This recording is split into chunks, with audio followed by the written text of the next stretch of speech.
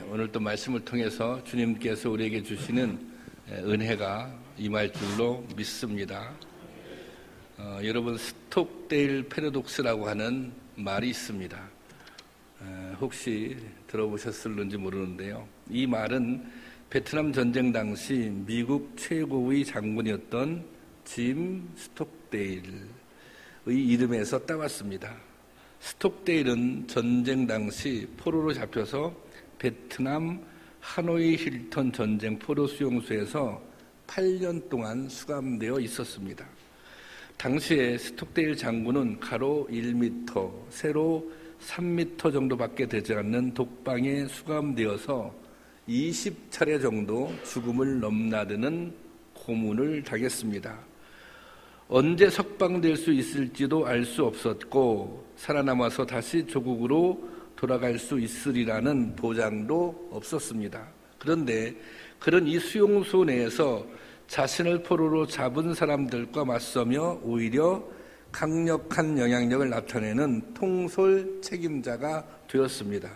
결국 그는 석방되었고 미 해군 역사상 가장 명예로운 삼성 장군이 되었습니다.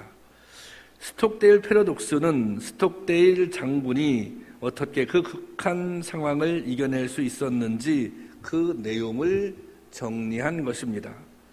스톡데일은 어떻게 그 상황을 이겨낼 수 있었을까요? 그의 첫 번째 대답은 이렇습니다. 나는 거기서 풀려날 거라는 생각을 추워도 의심한 적이 없다. 그는 반드시 석방될 거라고 믿었다는 것입니다. 그리고 오히려 이 경험을 성공적인 인생의 전기로 삼겠다고 결심했다는 것입니다. 그러니까 희망을 가지고 긍정적인 믿음을 가졌다는 것입니다. 그런데 스톡데일 패러독스의 포인트는 여기에 있지 않습니다. 스톡데일이 수감되어 있었던 포로 수용소에는 많은 포로들이 함께 있었습니다. 그런데 그 중에 살아나오지 못한 포로들도 상당수 있었습니다. 스톡데일에 의하면 이들의 대부분은 낙관주의자였다고 합니다. 그러니까 감옥에서 살아남지 못하고 죽어간 대부분의 사람들이 낙관주의자였다는 거예요. 얼른 생각하기에는 현실을 낙관하고 긍정하는 것이 힘이 되었을 것 같은데 왜 그랬을까? 그런 의문을 갖습니다.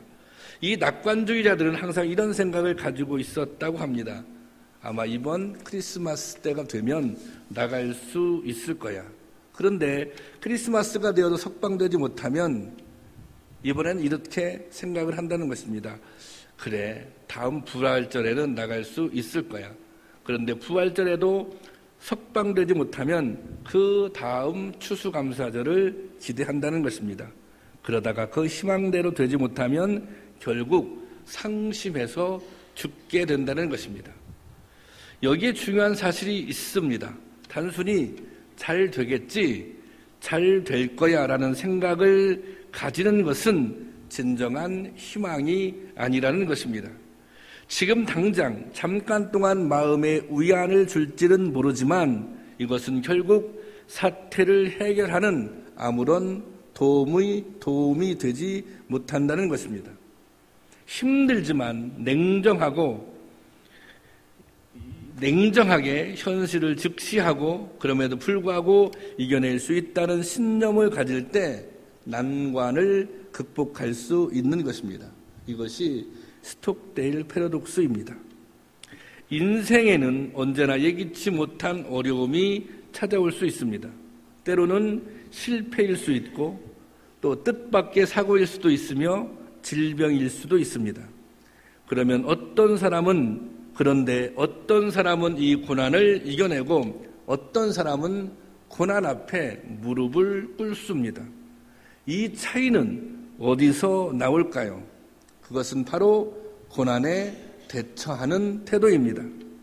정확하고 냉정하고 상황을 이해하되 아무리 어렵고 힘들어도 결국은 이겨낼 수 있다는 믿음을 가질 때 마침내 승리자가 될 수 있는 것입니다. 지금 우리 사회는 메르스의 확산으로 모두가 불안해하고 있습니다. 섣부르게 낙관하기도 어렵고 무조건 불안 속에 떨고 있을 수만도 없는 상황입니다. 이처럼 어려운 상황 속에서 우리 믿음의 사람들에게는 또 하나의 숙제가 있습니다. 바로 이 상황 속에서 하나님의 뜻을 깨닫고 어떻게 신앙인답게 살 수 있을지를 고민하는 것입니다. 그런데 오늘은 가장 어려운 시대에 올바른 믿음의 삶을 살고자 노력했던 한 인물을 살펴보려고 합니다. 바로 오바댜입니다. 오바댜는 엘리야와 동일한 시대를 살았던 사람입니다. 선지자 오바댜와는 다른 인물입니다. 그는 선지자가 아니라 왕궁의 관리였습니다. 그것도 높은 지책, 비서실장 정도 되는 관리였습니다. 그리고 그는 하나님을 경외하는 사람이었습니다. 오늘은 오바댜를 통해 오늘 이 어려운 상황 속에서 우리가 어떻게 믿음을 지키며 살아가야 할지 깨달음을 얻고자 합니다. 우리가 어려운 상황에 있다면 그 어려운 상황에서 믿음을 지키며 살아가는 원리, 그 중에 하나는 주어진 삶에 최선을 다해야 한다는 것입니다. 오바댜가 살았던 시기는 북이스라엘의 7번째 왕인 아합 왕 때입니다. 아합은 엘리야와 대결로 유명한 인물입니다. 하나님을 대적하고 우상을 숭배하며 권력을 남용한 아주 나쁜 왕입니다. 아주 못된 왕입니다. 성경에서는 아합 왕이 이스라엘의 역대 왕들 중 가장 악한 왕이라고 기록하고 있습니다. 열왕기상 16장 30절에 보면요, 이렇게 기록되어 있죠. 오므리의 아들 아합이 그의 이전의 모든 사람들보다 여호와 보시기에 악을 더욱 행하여, 왕 중에 최고로 악한 왕이었다는 것입니다. 아합은 당시 이스라엘의 가장 큰 위협이 되었던 아람의 침입을 막기 위해 시돈의 공주 이세벨과 정략 결혼을 합니다. 그런데 이 이세벨은 아합보다 더 나쁜 사람이었습니다. 이세벨은 자기 나라에서 우상을 들여와 온 이스라엘을 우상 숭배에 빠지게 했습니다. 얼마나 우상 숭배가 심했던지 하나님께서 이스라엘을 심판하십니다. 그 심판의 내용이 무엇입니까? 3년 6개월 동안 비가 내리지 않게 하는 것입니다. 그래서 이스라엘은 지금 극심한 가뭄에 빠지게 된 것입니다. 이런 상황이니 이스라엘은 총체적으로 깊은 위기에 빠지게 되었습니다. 영적으로도 심각한 위기였고 경제적인 상황도 최악의 상태였습니다. 오바댜는 바로 이런 때에 왕궁의 고위 관리로 직임을 맡고 있었던 것입니다. 그는 사악한 아합 왕 아래서 일하고 있었지만 성실하고 충실한 그리고 순전한 믿음을 가지고 있었던 관리였습니다. 오늘 본문이 있는 18장 5절에 보면 아합 왕이 가뭄에 시달리다 못해 수맥을 찾아 나서는 장면이 나옵니다. 이때 아합은 오바댜와 함께 갑니다.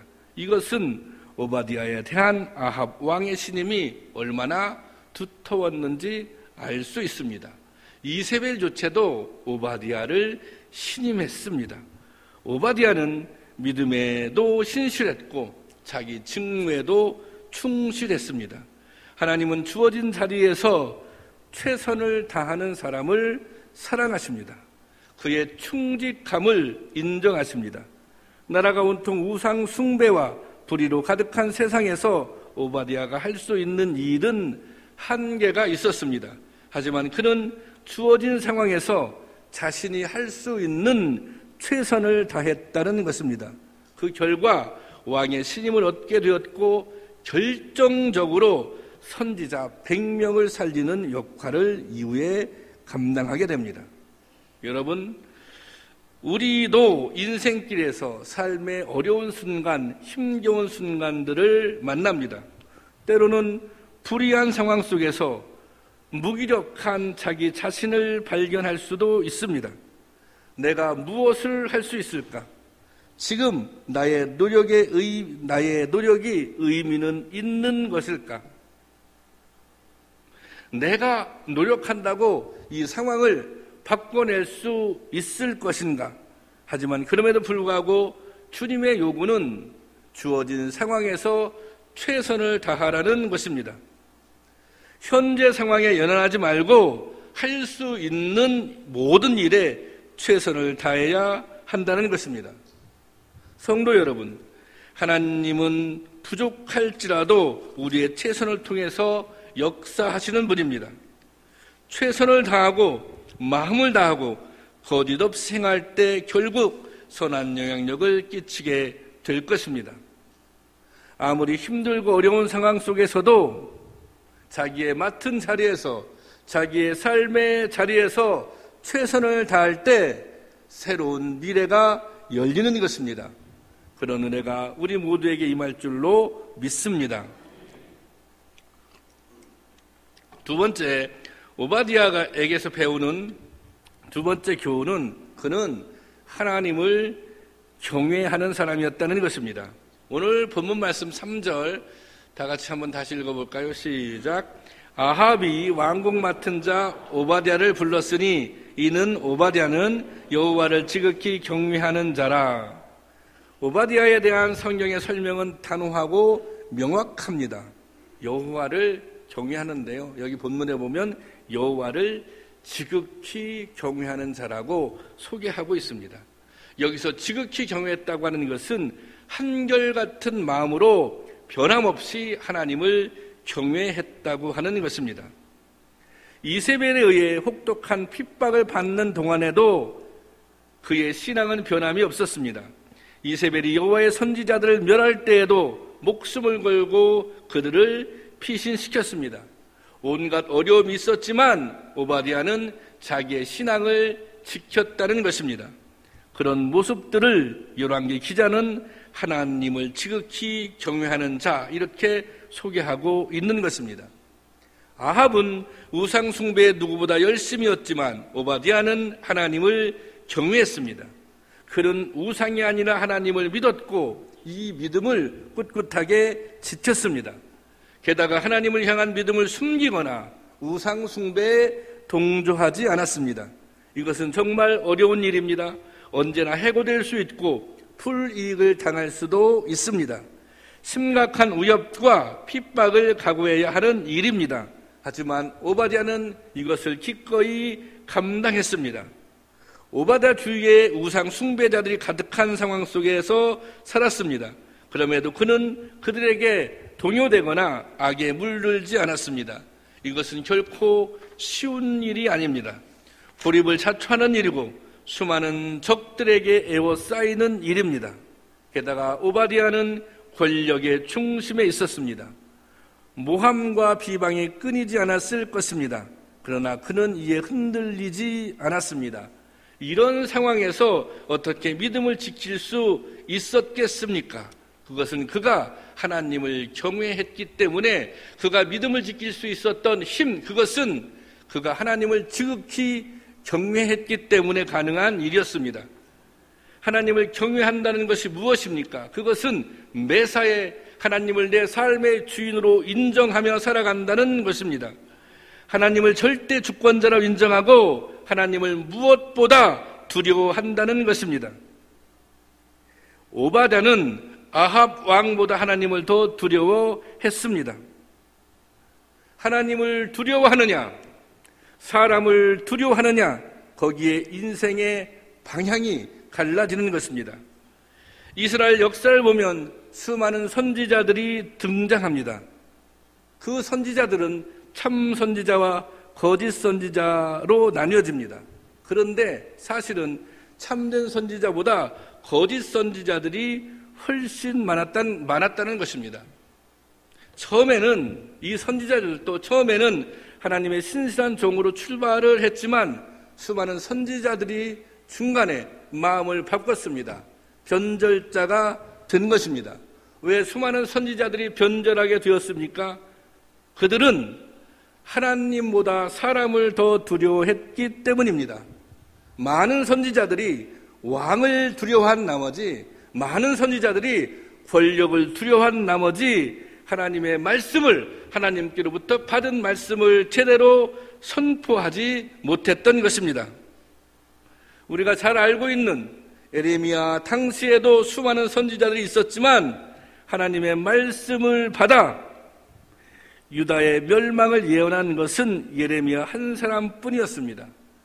그때 이런 말씀이 기록되어 있습니다. 예레미야 23장 16절 보겠습니다. 다 함께 읽어보겠습니다. 시작. 이와 같이 말씀하시되 너희에게 예언하는 선지자들의 말을 듣지 말라. 그들은 너희에게 헛된 것을 가르치나 그들이 말한 묵시는 자기 마음으로 말미암은 것이요 여호와의 입에서 나온 것이 아니니라. 여기 보십시오. 하나님께서 너희에게 말씀하시되 너희에게 예언하는 선지자의 말을 듣지 말라. 예언하는 선지자의 말을 듣지 말라는 것입니다. 그 선지자의 말들은 너희에게 헛된 것을 가르치고 있다는 것입니다. 너희에게 말하는 선지자, 대부분의 선지자는 다 지금 거짓을 말하고 있으니 그 말을 듣지 말라는 것입니다. 선지자가 무엇을 하는 사람입니까? 하나님께로부터 말씀을 받아, 그걸 여기는 묵시라고 표현하고 있는데 하나님께서 말씀을 받아 그 말씀을 세상을 향해 선포하는 것, 그것이 선지자의 사명입니다. 그런데 이 선지자들이 여호와께, 하나님께 말씀을 받아 말씀을 선포하는 것이 아니라 자기 마음의 생각대로 말씀을 선포한다는 것입니다. 당시 하나님의 뜻은, 하나님의 묵시는 타락한 유다에 대한 심판을 선포하는 것이었습니다. 유다가 타락했으니, 유다 왕들이 타락했으니, 유다 백성들이 타락했으니 하나님께로부터 심판을 받을 것이다. 그 심판의 내용은 옆에 있는 바벨론으로부터 너희들은 심판을 당하게 될 것이다. 그것이 하나님께서 예레미야에게 주신 말씀이었습니다. 하지만 예레미야를 제외한 모든 선지자들은 절대 우리는 망하지 않을 것이다. 절대 우리는 심판받지 않을 것이다. 우리는 하나님의 택한 백성이기 때문에 하나님께서 우리를 영원한 평화로 인도해 주실 것이다. 그렇게 말했습니다. 이스라엘 백성들은 예레미야 선포에 귀를 기울이는 것이 아니라 편안할 것이다. 아무 일도 없을 것이다. 하나님이 지켜줄 것이다. 이 거짓 선지자의 말들에 동조하기 시작합니다. 그래서 오히려 당시에는 예레미야가 불순한 선지자로 몰려 감옥에 갇히게 됩니다. 왜 이렇게 선지자들이 변절하게 되었습니까? 그것은 선지자들이 하나님보다 왕을, 권력을, 사람을 두려워했기 때문입니다. 참된 선지자와 거짓 선지자를 구분하는 중요한 잣대는 누구를 두려워하느냐입니다. 사람을 두려워하느냐, 하나님을 두려워하느냐. 오늘도 수많은 목자들이 있지만 참된 목자와 그렇지 않은 목자들이 있습니다. 하나님 앞에 예배하는 수많은 성도들이 있지만 참된 성도와 무늬만 기독교인들이 있습니다. 그 기준이 무엇입니까? 그 중요한 잣대, 중요한 기준은 누구를 두려워하느냐입니다. 하나님을 두려워하느냐, 사람을 두려워하느냐. 여러분은 누구를 더 두려워하십니까? 사람입니까? 아니면 하나님이십니까? 우리가 인생길을 가다 보면 힘들고 어려움을 당하게 됩니다. 힘들고 어려움을 당하게 되면 두려운 마음이 생깁니다. 그런 상황이, 나를 힘들고 어렵게 만든 그런 상황이 두렵기도 하고, 그런 상황을 누군가 인위적으로 사람들이 만들었다면 그 사람들이 두렵기도 합니다. 그러나 우리가 그 상황을 두렵게 여기기 시작하고 사람을 두렵게 생각하기 시작하면 오히려 힘든 상황을 벗어나기 어렵습니다. 상황을 두려워하고 사람을 두려워하면 잘못된 길을 갈 수 있기 때문입니다. 힘든 상황을 만나면 누구나 그 상황을 벗어나려 합니다. 그래서 여러 가지 방법을 생각하고 동원합니다. 그런데 하나님보다 사람을 더 두려워하는 사람은 잘못된 방법을 선택합니다. 당장은 그렇게 하는 것이 더 좋아 보이지만 결국 사단의 올무에 걸려들게 되는 것입니다. 여러분, 우리가 살아가면서 어떤 목표를 달성하기 위해서, 어떤 목적에 이르기 위해서, 때론 어려움을 당하면 그 어려움을 극복하기 위해서 여러 가지 시도를 하지만 해야 할 일과 하지 말아야 할 일이 있는 것입니다. 하지 말아야 할 일이 무엇입니까? 그것이 다른 사람을 이용하고 다른 사람을 속이고 불의와 짝하는 일이라면 그렇게 하지 말아야 된다는 것입니다. 그것은 성도가 해야 할 일이 아닙니다. 그것은 하나님을 두려워하는 사람이 가야 할 길이 아닌 것입니다. 힘든 순간이라도, 어려운 순간이라도 우리는 여전히 먼저 하나님을 두려워해야 한다는 것입니다. 사람의 방법보다는 하나님의 방법을 고민해야 한다는 것입니다. 여러분, 어렵고 힘든 순간에도 하나님을 경외할 수 있기를 원합니다. 하나님을 두려워할 수 있기를 원합니다. 거기에 어려운 상황을 헤쳐나갈 수 있는 길이 있습니다. 그러면 주님의 인도하심을 경험하게 될 것입니다. 오히려 전화 의복의 은혜를 경험하게 될 줄로 믿습니다. 마지막으로 하나님은 어려운 상황 속에서 최선을 다하며 하나님을 경외하는 오바댜를 통해 미래를 준비하십니다. 오바댜의 신앙은 자기 믿음을 지키는 데 만족하는 사람이 아니었습니다. 그는 하나님의 역사를 바라보고 미래를 꿈꾸는 믿음의 소유자였습니다. 오바댜는 이세벨이 선지자들을 핍박할 때 선지자 100명을 굴에 숨기고 떡과 물을 먹였습니다. 4절 말씀 한번 볼까요? 4절 말씀 시작.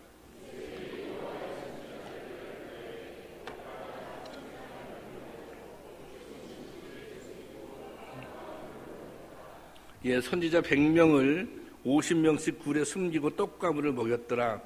그런데 이게 사실은 보통 일이 아닙니다. 왜 그러냐면 이 오바댜가 일시적으로 한순간 며칠 동안 이 사람들을 이렇게 돌봐준 것이 아닙니다.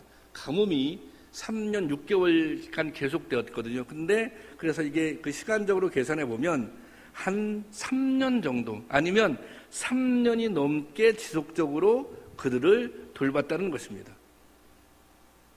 이게 얼마나 대단한 일입니까? 3년 동안 모든 양식을 공급했습니다.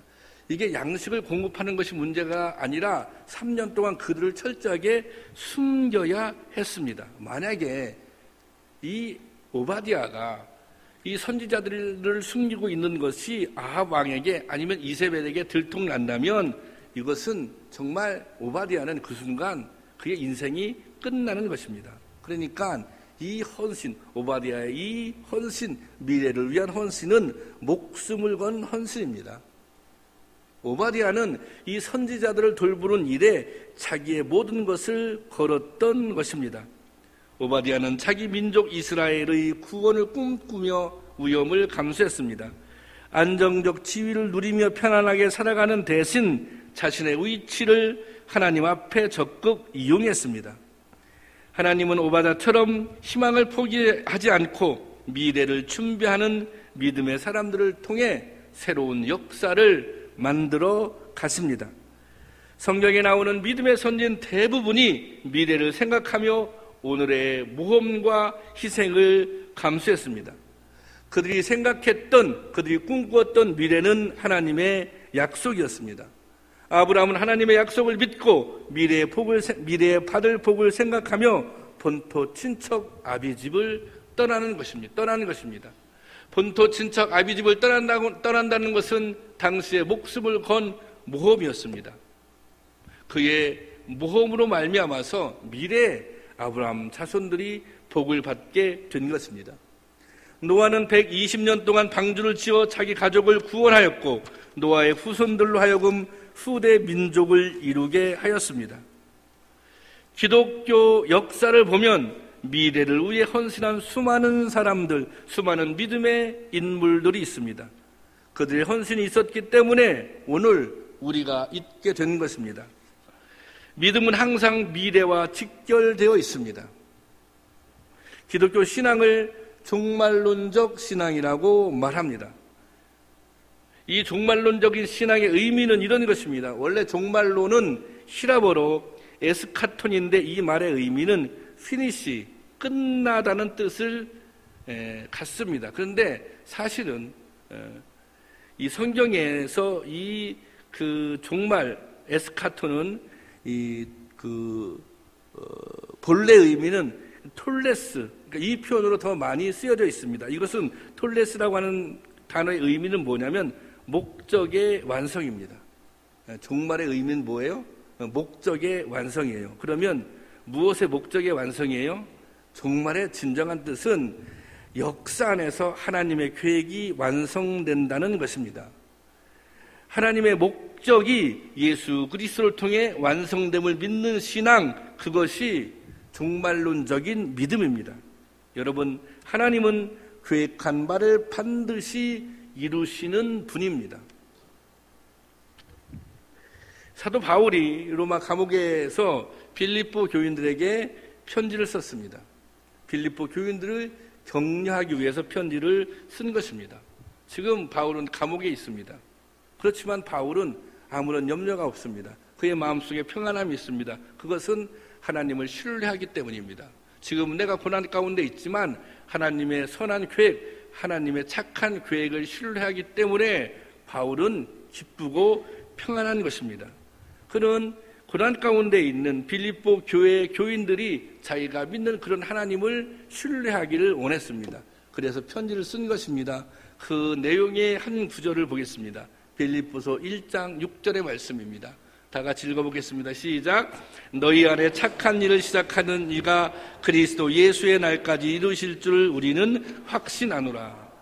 자, 너희 안에, 빌립보 성도를 향해서 이렇게 말씀하고 있는 거예요. 너희 안에, 지금 빌립보 교인들은 이 고난 가운데 있습니다. 어려움 가운데 있습니다. 절망 가운데 있습니다. 낙심 가운데 있습니다. 그런데 그들을 향해서 너희 안에 착한 일을 시작하셨다는 거예요. 누가 착한 일을 시작했어요? 하나님께서 착한 일을 시작하셨어요. 하나님께서 착한 일을 시작하셨는데 그리스도 예수의 날에는 반드시 그 착한 일이 이루어진다는 것입니다. 이것은 현재의 고난에도 불구하고 하나님의 계획은 이루어질 것이다라는 격려의 말씀입니다. 여기에는 두 가지 의미가 있습니다. 하나는 미래에 대한 기대입니다. 우리 안에 착한 일을 시작하셨고 하나님께서 앞으로도 그 일을 이루어 갈 것이라는 것입니다. 그러니 낙심하지 말라는 것입니다. 그리고 또 하나는 그날을 막연히 기다릴 것이 아니라 주님의 착한 일이 이루어지는 그 날을 위해 우리가 오늘 해야 할 일이 있다는 것입니다. 주님께서 우리에게 착한 일을 시작하신 것 맞습니다. 어느 시점이 되면, 주님의 때가 되면, 아니 예수 그리스도께 이 세상에 다시 오실 때 그 착한 일이 이루어질 것입니다. 그런데 그 착한 일이 이루어지는 날까지 우리가 여기 이렇게 막연히 기다리는 것이 아니라 그 기간 동안에 우리가 해야 할 일이 있다는 것입니다. 바울은 그것이 뭐라고 생각했습니까? 그것이 복음을 증거하는 일이었습니다. 수많은 사람들을 주님께로 인도하기 위해서 끊임없이 그 하나님의 계획을 완성하기 위해서 바울은 수없이 감옥에 갇히고 수없이 매를 맞았음에도 불구하고 착한 일을 계속 한 것입니다. 서울 합정동에 가면 양화진 외국인 선교사 묘원이 있습니다. 여기에는 구한말과 일제강점기에 우리 민족을 위해 일생을 바친 외국인 선교사와 그 가족 145명이 다른 이들과 함께 안장되어 있습니다. 선교사들은 당시 세상의 변방이었던 코리아에 복음의 빛을 나누기 위해 헌신했습니다. 또 이들은 병원과 학교를 설립하여 우리 사회 발전에 기여하였고 이들 중 일부는 우리나라의 독립을 위해 많은 위험을 기꺼이 감수하였습니다. 고난 가운데 하나님의 선한 일을 위해 헌신하는 것입니다. 오늘날 한국교회와 사회를 살펴보면 이들을 통해 뿌려진 복음의 씨앗이 맺은 열매들을 확인할 수 있습니다. 이곳에 가면 루비 켄드릭 선교사의 무덤이 있습니다. 24세 처녀의 몸으로 먼 이국 땅을 찾아온 그녀는 이 땅에 온 지 9개월 만에 순교했습니다. 그의 묘비에는 이렇게 쓰여져 있습니다. 내게 만약 1000개의 목숨이 있다면 그 모두를 조선에 주겠습니다. 루비 켄드릭 선교사가 부모님께 보낸 편지의 내용인데요. 이렇습니다. 이곳 조선 땅에 오기 전 집들에 심었던 꽃들이 활짝 피어났다는 소식을 들었을 때 오늘은 종일 집 생각만 했습니다. 이곳 조선은 참 아름다운 곳입니다. 모두들 하나님을 닮은 사람들 같습니다. 선한 마음과 복음에 대한 열정으로 보아 아마 10년이 지나면 이곳은 주님의 사랑이 넘쳐나는 곳이 될 것 같습니다. 저는 복음을 듣기 위해 20km가 더 되는 길을 맨발로 걸어오는 어린 아이들을 보았을 때 그 아이들 안에 있는 하나님의 사랑 때문에 오히려 위로를 받았습니다. 오늘 밤은 유난히도 고향으로 돌아가고 싶습니다. 외국인들을 죽이고 기독교를 증오한다는 소문 때문에 부두에서 저를 끝까지 말리셨던 어머니의 얼굴이 자꾸 제 눈앞에 어른거립니다. 어머니, 아버지, 어쩌면 이 편지가 마지막일 수도 있을 것 같습니다. 저는 이곳에 작은 씨앗이 되기로 결심했습니다. 제가 씨앗이 되어 이 땅에 묻히게 되었을 때 아마 하나님의 시간이 되면 조선 땅에 많은 꽃들이 피고 그들도 여러 나라에서 씨앗이 될 것입니다. 저는 이 땅에 저의 심장을 묻겠습니다. 바로 이것은 조선에 대한 제 열정이 아니라 하나님의 조선을 향한 열정이라는 것을 알게 되었습니다. 어머니, 아버지 사랑합니다. 여러분, 현재 상황이 어렵고 힘드십니까? 고난 가운데 있습니까? 나의 노력으로 무엇을 바꿀 수 있을까? 이런 무기력에 빠져 있지는 않습니까? 하지만 여러분, 하나님은 이미 우리에게 착한 일을 시작하셨습니다. 우리를 통해 계획하시고 또 이루어 가실 일이 있습니다. 이 믿음을 가지고 있을 때 현재 어려움을 이길 수 있을 뿐 아니라 내일을 준비하는 하나님의 착한 일에 참여하게 될 것입니다. 그런 은혜를 누리기를 주님의 이름으로 축원합니다.